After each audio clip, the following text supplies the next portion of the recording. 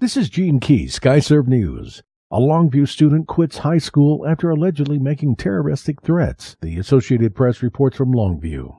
A Longview area high school student arrested last week on charges of making a terroristic threat against his high school has voluntarily and permanently left the East Texas school. According to the Longview News Journal, that 17-year-old Christopher Andrew Jones regrets comments he made on an online gaming site, didn't intend his remarks to be communicated as threats, and didn't intend to commit violence. The FBI was notified by an informant of the threats made in a chat room. Jones was a senior and National Honor Society member at Longview's Pine Tree High School. He was arrested while leaving home and headed for school. He has no prior criminal record and is free on $10,000 bond.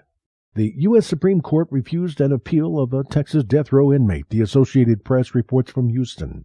The U.S. Supreme Court has rejected the appeal of a Texas death row prisoner convicted of the slaying of a Tyler woman at her apartment 18 years ago. The High Court, without comment, Monday refused 57-year-old Robert Ladd's appeal. In April, the Fifth U.S. Circuit Court of Appeals had turned down his appeal that he's mentally impaired and ineligible for execution. He was convicted of killing 38-year-old Vicki Ann Garner in 1996. She had been beaten with a hammer and her body bound at the legs and wrist and was set on fire. At the time, Ladd was on parole after serving 13 years in prison for pleading guilty to 3 other slayings in Dallas. In 2003, he received a reprieve from the Fifth Circuit about 9 hours before his scheduled execution.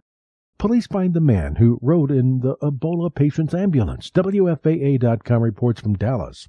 A homeless panhandler who rode in the same Dallas ambulance after Ebola patient Thomas Eric Duncan has been found after an extensive manhunt. The 52-year-old man, who city officials identified as Michael Lively, was admitted to Parkland Memorial Hospital Sunday afternoon after being taken into custody by Dallas police officers. County Judge Clay Jenkins said he was taken to the hospital's psychiatric ward. The manhunt began Saturday after Lively walked away from a local hospital where he had been taken to be checked out.